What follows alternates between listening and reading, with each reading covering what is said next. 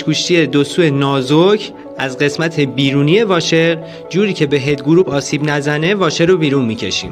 خب بعد اینکه واشر رو در آوردیم به کمک همون پیشگوشتی شاور اسکرین هم در میاریم.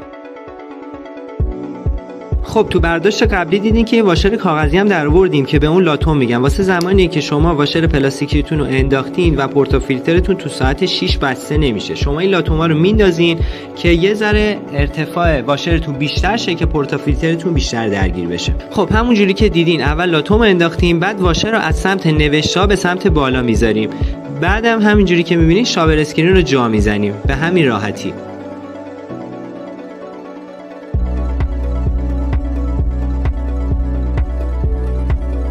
بعدم پورتافیلتر رو قرار میدیم و قشنگ سفتش میکنیم تا جایی که تو ساعت 6 قرار بگیره. همونجوری که توی تصویر باز مشاهده میکنید الان پورتافیلتر تو ساعت 6 هستش.